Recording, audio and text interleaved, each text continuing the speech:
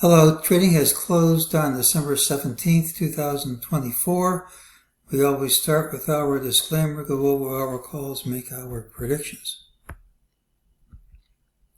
It's my trading plan for Wednesday, which is December 18th, 2024. Please trade at your own risk. My plans can be wrong. I use many systems. The MEJT system is one of them. It gives targets. It says nothing about the entry. We said yesterday's pattern was negative and we should trade lower. That's what happened. We look for the pattern with the early low, and that's this. We had an old target from December 13th, 6038.94. The target was hit and there's support under the target. In the afternoon, MEJT gave an ultimate buy signal, said this whole drop, negative as it looked, was false. We trade over this line, and we did. That's played out. Now, the targets aren't just targets, they're also resistance levels, so we hit resistance and couldn't hold it. And you don't have to get more than you did get from the ultimate buy, but almost always you get more than this, even though it's not required. It's a reminder of what we said. Tomorrow's pattern has the early low.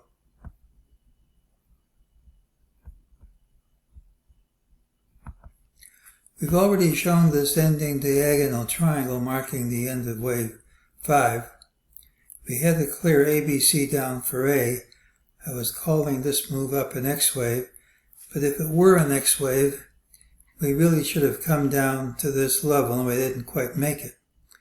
In fact, if that's an A, and that's a B, and that's a C, the fibs work.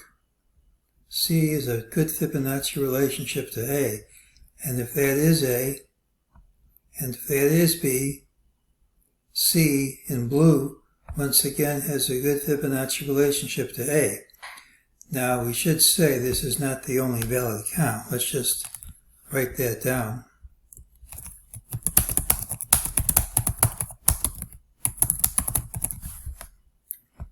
Just because this works doesn't mean some other count won't.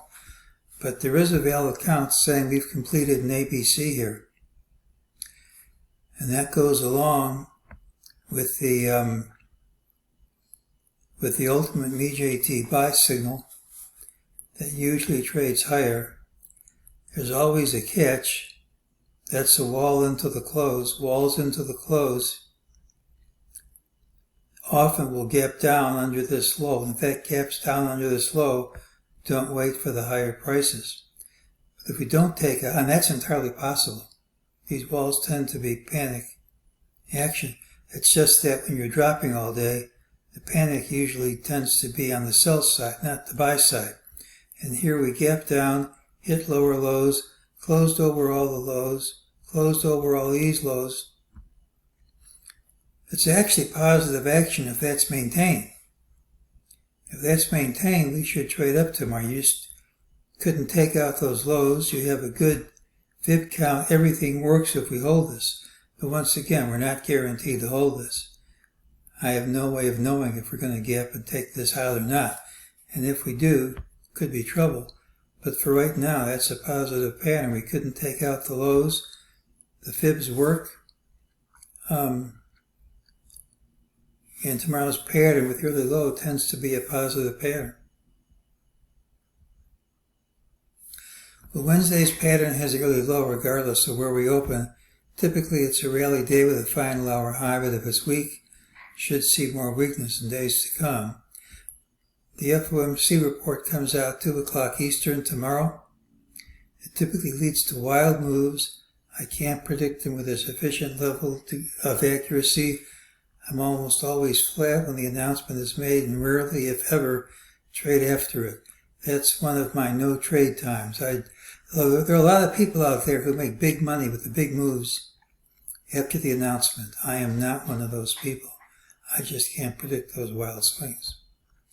That being said, we gapped down, hit a lower low but closed over intraday lows, and if maintained at the open, it's a bullish pattern, should lead to higher prices regardless of where we close. breadth indicators continue to degrade precipitously. Fewer and fewer stocks are holding the market up. And regardless of what happens tomorrow, a decline shouldn't be long in coming. Nevertheless, my indicators say unless we gap down smartly, higher prices should print tomorrow. As far as tomorrow is concerned, you don't gap and take this out, I think we'll trade up. It doesn't mean we're going to close up. I don't know how we're going to close, but it's a positive pattern. But again, when the FOMC announcement comes out, I just stand and watch. That's just not my cup of tea. So it's the pattern with the early low. Hold this and we should trade up. Usually wild swings after FOMC, and I just don't try to trade them. And that's today's call.